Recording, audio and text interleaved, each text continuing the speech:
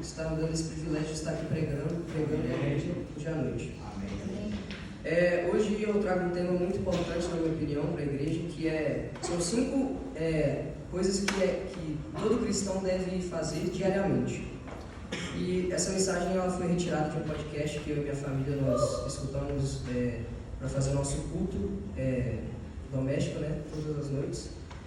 E eu achei pertinente trazer esses 5 pontos para a igreja hoje. Muitas vezes a gente pode achar que algo é mais importante do que Deus na nossa vida, como trabalho, escola, ou alguma das nossas metas, até mesmo lazer. Mas eu afirmo a vocês que Deus sempre será a coisa mais importante da nossa vida. Não importa a circunstância que você se encontra, você pode estar passando dificuldade, você pode estar passando por qualquer tipo de situação, mas se você tiver Deus no centro da sua vida, tudo vai correr certo e tudo vai correr pelo bem. Nós precisamos estar envolvidos com Deus a todo momento, porque Ele é o único que nos encontra nas nossas mais profundas necessidades e Ele também quer estar envolvido conosco a todo momento. Ele quer estar presente nos nossos prazos, nas nossas provas, crises, e não importa o que você esteja passando, se você tiver Deus no centro da sua vida, tudo vai ter equilíbrio. E eu gostaria de falar hoje sobre os hábitos que nós como cristãos devemos ter essas atitudes diariamente. A primeira atitude que eu quero trazer hoje é a leitura da palavra, porque ela deve ser parte do nosso dia a dia. E quando eu falo que a palavra de Deus ela tem que ser parte do nosso dia a dia, eu quero dizer que devemos tirar um tempo todos os dias, nem que seja 30 minutos ou 15 minutos, para a gente abrir um salmo ou um provérbio, qualquer versículo que você ache importante para a sua vida, a gente tem que ler. Está escrito no Salmo 119, versículo 105, que sua palavra é lâmpada para os meus pés e luz para o meu caminho. O salmista ele continua no capítulo descrevendo qual é o papel da palavra de Deus na nossa vida. Mas eu queria falar só sobre o versículo 105 e o que ele significa para nós. Quando ele diz que a palavra de Deus é lâmpada para os nossos pés, é como se você acendesse uma lamparina, que ela não ilumina muito na sua frente, mas ela ilumina o suficiente para que você consiga seguir o seu caminho. Muitas vezes é assim que Deus quer trabalhar na nossa vida. Às vezes Ele não nos mostra os próximos 5, 10 ou 15 anos, mas Ele nos mostra apenas o próximo passo, Como diz no Pai Nosso, nos dai o pão de cada dia. E a leitura bíblica ela não deve ser feita apenas para obter conhecimento, mas para ouvir também diretamente do nosso próprio Deus. A gente tem que ter ouvidos para escutar, E a gente tem que deixar Ele mudar as nossas vidas através das palavras que está na Bíblia. E a gente tem que entender que Ele faz isso um passo de cada vez. Então a gente deve ter paciência para conseguir seguir o nosso caminho. Quando Ele fala também que a palavra é luz para o meu caminho, a ideia que tem de luz para o meu caminho é que Deus nos mostra a direção que nós devemos tomar a nossa vida. E todos sabem que a palavra de Deus está cheia de, como se fosse um manual para as nossas vidas, para o que nós devemos fazer em certas situações. Então, ler a palavra de Deus sempre vai te mostrar o caminho certo para onde andar. Se você não conhece a Bíblia, ela pode até parecer complicada, misteriosa, difícil. E é verdade, realmente existem partes da Bíblia que são complicadas de entender, mas a maioria dos ensinamentos da Bíblia são sobre as pessoas que ouviram de Deus, obedeceram ou rejeitaram a Deus e sobre as consequências que essas atitudes tiveram na vida dessas pessoas. E nós podemos aprender sobre a vida quando nós lemos a palavra de Deus. Ela nos ensina todas as coisas. Existem partes da Bíblia que nos darão princípios sobre a vida, e o que você deve fazer e o que você não deve, como agir em diferentes situações, etc. Quando construímos nossas vidas na palavra de Deus e aplicamos esses princípios, a nossa vida vai ter um rumo, vai ter um caminho, ela vai ter solidez. Aleluia. Se você olhar para a vida e sentir que você está sem objetivo, leia a palavra, porque ela vai sempre te mostrar o caminho que você deve andar e vai sempre dar um sentido e Deus vai te mostrar um propósito. Amém. A segunda atitude que todo cristão deve tomar, na minha opinião, é orar. Tem uma ligação direta com Deus a todo momento, né? É a oração. Eu queria ler um dos versículos mais simples e diretos da Bíblia, que está no livro de 1 Tessalonicenses, do Novo Testamento, capítulo 5, 17. O versículo inteiro é orai sem cessar. É um dos menores versículos da Bíblia, mas ele é direto. E por que vocês acham que está escrito na palavra orai sem cessar? E qual a real importância da oração nas nossas vidas? Para muitos de nós, a oração pode parecer um ritual que nós fazemos quando viemos à igreja, com palavras bonitas e coisas que são complicadas de dizer. Mas muitas vezes parece que estamos até recitando um texto, né? Parece até que nós somos robô falando, mas esse não é o real significado de orar sem cessar. Orar sem cessar é manter uma ligação direta, uma linha de comunicação direta entre nós e Cristo. Eu gostaria de ler também uma passagem em Filipenses 4, 6. Não se preocupem com nada, mas em todas as orações peçam a Deus o que vocês precisam e orem sempre com o coração agradecido. E a paz de Deus, que ninguém consegue entender, guardará o coração e a mente de vocês, pois vocês estão unidos com Cristo Jesus. Amém. Conversar com Deus é igual quando nós estamos com nossa família na sala de estar, tendo aquele bate-papo. A gente não precisa fazer toda uma preparação para fazer uma oração, apenas na hora de dormir ou na hora de almoçar ou jantar. A gente tem que sempre estar com aquela comunicação direta com Deus. Na hora que a gente for fazer uma prova, orar para Ele, conversar mesmo com Ele, pedir para que Ele venha iluminar, para que Ele venha nos iluminar naquela hora daquela prova. Ou então, por exemplo, na hora que nós estamos trabalhando, para que Deus venha nos dar um dia que não venha nos estressar, né? E essa é meio que a ideia de orar sem cessar, né? Uma corrente direta de comunicação com Deus. E é isso que nós devemos construir nas nossas vidas. Para que nós venhamos conseguir construir essa ligação direta, nós podemos começar com orações direcionadas, pedidos, clamores, agradecimentos. Uma outra prática que também ajuda nessa construção é quando a gente faz, voltando à primeira atitude que o cristão deve tomar, a leitura diária da Bíblia, que é um momento só entre você e Deus, né? Que você deve orar e conversar com Ele sobre os seus reais pedidos e o que você realmente quer e agradecer por tudo que Ele fez.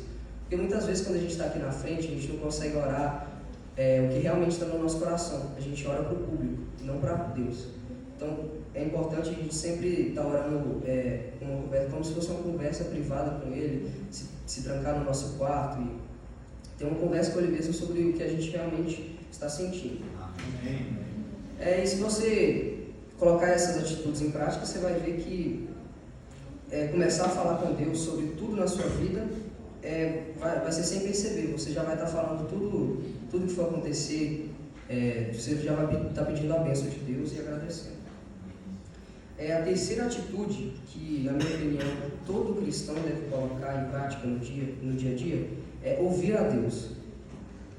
E na verdade isso faz até parte da oração. E muitas vezes a gente acha que a oração é apenas falar com Deus, apenas pedir e Ele nos escutar. Mas nós também devemos ouvir a Deus. Até certo ponto a gente pode pensar que ouvir a Deus é apenas lendo a Bíblia, né? Apenas lendo a palavra de Deus. E realmente é verdade. Muitas vezes quando nós lemos a Bíblia, a gente consegue entender o que Deus está querendo falar para a gente. Mas existe algo diferente sobre as nossas vidas quando a gente realmente aprende a ouvir Deus. E eu quero ler alguns versos do Antigo Testamento sobre o profeta Elias. Nesse contexto ele está sendo perseguido e toda a nação de Israel havia gradualmente deixado Deus de lado e se voltado para ídolos e chegaram a ponto até de perseguir as pessoas que adoravam a Deus, né?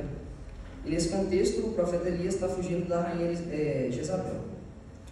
Começando no versículo 9 de 1 Reis 19, está escrito assim: E Eli entrou numa caverna e passou ali a noite. E eis que a palavra do Senhor veio a ele. E lhe disse: Que fazes aqui, Elias? E ele disse: Tenho sido muito zeloso pelo Senhor dos exércitos, porque os filhos de Israel deixaram o teu convênio, derrubaram os teus altares e mataram os teus profetas à espada. E só eu fiquei, e buscam a minha vida para me tirarem. Ele então disse: sai para fora e ponte nesse monte perante a face do Senhor. E eis que passava o Senhor, como também um grande e forte vento que fendia os montes e quebrava as penhas diante da face do Senhor. Porém, o Senhor não estava no vento. E depois do vento, um terremoto, mas também o Senhor não estava no terremoto. E depois do terremoto veio um fogo, porém, também o Senhor não estava no fogo. E depois do fogo, uma voz mansa e delicada. E sucedeu que, ouvindo a Elias, envolveu o seu rosto no teu manto, e saiu para fora, e pôs-se à entrada da caverna. E eis que veio a ele uma voz que dizia: que fazes aqui, Elias? E Deus começou a falar com Elias sobre seus medos e a perseguição que ele estava sofrendo, né? Mas repare que o que teve que acontecer na vida do profeta Elias. Muitas vezes nós esperamos que o Senhor esteja em um grande vendaval, ou um terremoto, ou algum milagre muito grande, né? Mas Deus, às vezes, ele vem apenas numa voz mansa, que a gente precisa estar bem atento para escutar a voz de Deus. E às vezes, para ouvir a Deus, a gente tem que ficar calado, né? Quietos e perguntar para Deus o que Ele quer nos falar. Só ouvindo a Deus que nós vamos saber o real significado da nossa vida e qual rumo nós devemos tomar para que nós tenhamos a salvação. Amém.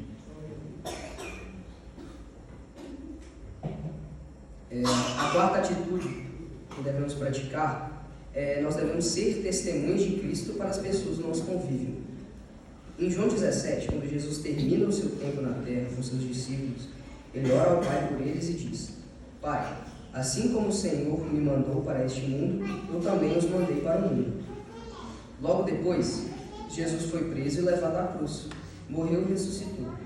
Ele apareceu aos seus discípulos novamente e em uma das conversas com eles, Jesus disse: novamente, assim como Deus me mandou, eu estou mandando vocês. E é isso que Deus quer fazer com as nossas vidas. Ele quer que nós sejamos imitadores dele mesmo, imitadores de Cristo. Ele quer que nós mostremos ao mundo o verdadeiro significado de Deus, né? Mostrando a nossa própria relação com o Pai. O nosso Salvador, Jesus Cristo, ele sempre fazia isso, estava sempre mostrando para os outros qual que era o verdadeiro significado de Deus, né? Como que Ele é maravilhoso, incrível e como que nós devemos ter uma relação com Ele. Nas suas últimas palavras com os discípulos, em Atos 1:8, Ele os disse: porém, quando o Espírito Santo descer sobre vocês, vocês receberão poder e serão minhas testemunhas em Jerusalém, em toda a Judéia e Samaria, e até nos lugares mais distantes da terra. Então, não importa onde estejamos, nós podemos ser testemunhas fiéis de Cristo. Deus não quer que tenhamos vergonha da nossa fé. Ele quer que nós sejamos claros sobre ela com as outras pessoas. Que nós mostremos a eles que nós realmente somos cristãos, que nós temos uma relação com Deus, para que eles possam se inspirar na gente e ver Cristo Jesus na gente. Não precisamos falar sobre as doutrinas ou julgar pessoas pelas suas ações, mas simplesmente falar sobre o nosso relacionamento com Deus e sobre o favor que Ele nos dá, cuidando de nós e tendo essa relação.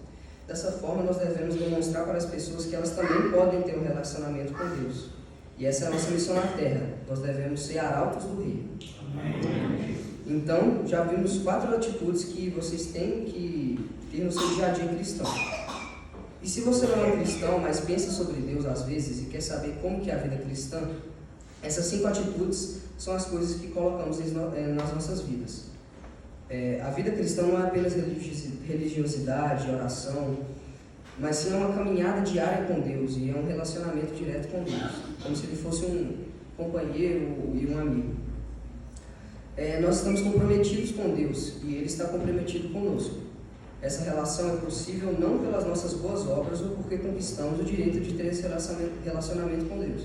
Nós precisamos entender isso também, que não fomos nós que morremos na cruz, foi Deus, foi Jesus. E Ele que ressuscitou e voltou 3 dias depois para estar com o Pai dos céus e nos dar a salvação. Mas então não fomos nós que criamos essa ligação com Ele, foi Ele que criou essa ligação com a gente. Amém. E Ele nos escolheu. E nós confessamos a Deus que somos incapazes de qualquer coisa sem Ele e não conseguimos justificar a nós mesmos. É isso que nós temos que fazer. Nós precisamos nos humilhar diante de Deus e de Jesus e entender que nós não somos nada sem Ele. Ele é a nossa força total. Sem Ele nós não teríamos a misericórdia e não poderíamos viver todos os dias. E nós temos também que ser gratos a Deus por ter enviado o seu único Filho a este mundo, como homem que nunca pecou, e mesmo assim levou sobre si o nosso castigo. Castigo que nós merecemos. Então, quando confessamos e reconhecemos a nossa pequenez diante de Deus, damos início a essa relação maravilhosa com o Senhor. É isso que significa ser cristão. Vamos a Deus e tomamos posse do perdão que Ele nos oferece. Perdão gratuito, perdão que nós não temos que pagar por esse perdão. Na verdade, foi Ele quem pagou pelo perdão dos nossos pecados. Recapitulando aqui as 4 primeiras atitudes que nós devemos tomar, e encaminhando para 5, nós vamos ver que a primeira atitude é ler a Bíblia. Nós precisamos deixar que Deus molde a nossa vida através da leitura. Nós precisamos aprender a orar também, tornar a oração parte do nosso dia a dia, falando com Deus tudo em oração, porque Ele ama responder às nossas orações e, como diz aquele ditado, se orássemos mais antes de tomar decisões, sofreríamos menos com as consequências. Ouvir a voz de Deus também é uma atitude muito, muito importante. E nós devemos sempre perguntar a Deus o que Ele quer, onde Ele quer nos direcionar. Estar em silêncio de vez em quando é bom para ouvir a voz de Deus. Nós devemos ter paciência para escutar os pequenos detalhes. Nós devemos também ser uma testemunha de Cristo. A gente não tem que ter esse relacionamento com Deus como segredo. Nós não devemos nos envergonhar do Evangelho, uma vez que Ele é o poder de Deus. Conte ao mundo o que Deus significa para você. E por último, eu vou falar sobre a 5ª atitude que todo cristão deve praticar diariamente em sua vida: encorajar as pessoas.